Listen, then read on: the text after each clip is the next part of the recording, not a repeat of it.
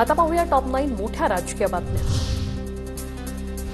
2004च्या मुख्यमंत्री पदाबाबतचा पक्ष फुटला असता शरद पवारांचं वक्तव्य खोटं, भुजबळ सीएम होतील असं मला वाटत होतं, अजित पवारांचं वक्तव्य। साहेबांना मुख्यमंत्री केल्यानंतर नाईक साहेब 1 वर्ष देखील साहेबांचं त्यांनी ऐकलं नाही।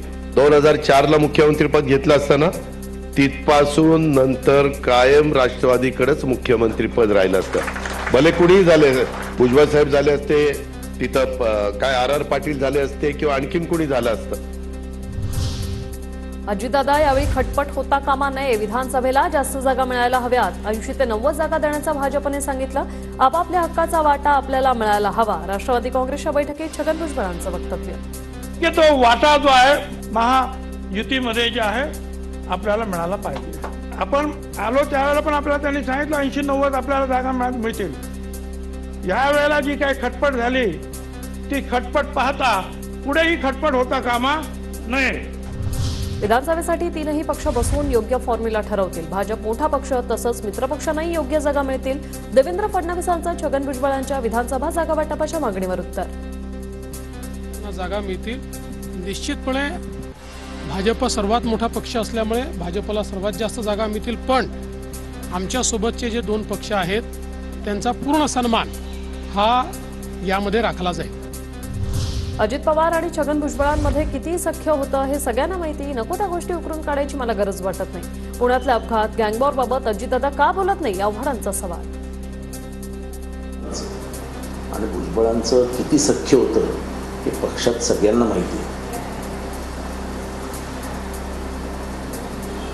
त्यामुळे आता पूर्वीचा इतिहास काढून काहीतरी त्याच्याशी संदर्भ जोडून पवार साहेबांना निष्कारण वादात ओढायचं ते करताय, ते ठीक आहे, काय वाईट नाही।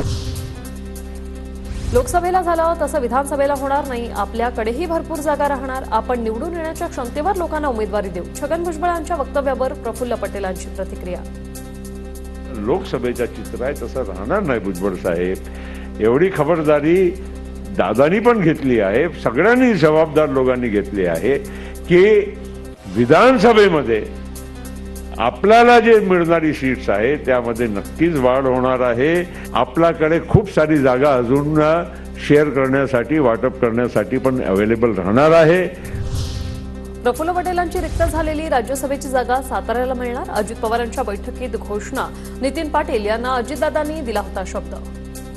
सातारची जागा जी घेतलेली आहे राज्यसभेची ती सातारा जिल्ह्यालाच दिली जाणार आहे, ही गोष्ट देखील आपण लक्षामध्ये घ्या। नाहीतर मग पुन्हा बाकीचे इतर जिल्ह्यातले मग आले ना जागा तर द्या ना, ते आम्हाला द्यायला काय हरकत आहे। तसं काही होऊन देऊ नका। हे पहिलं प्रफुल्लभाई तुम्हालाही आठवत असेल ते ठरलेलं आहे। नरेंद्र मोदी निवृत्त होण्याची शक्यता नाकारत जूनमध्ये पुन्हा पंतप्रधान म्हणून शपथ घेतील, अमित शहा यांची माहिती।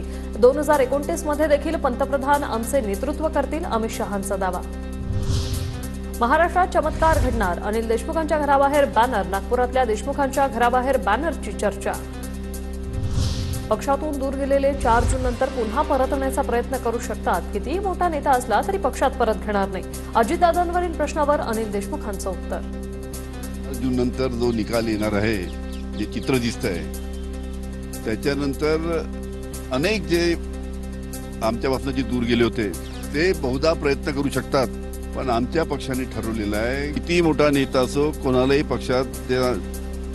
पक्षात घ्यायचं नाही।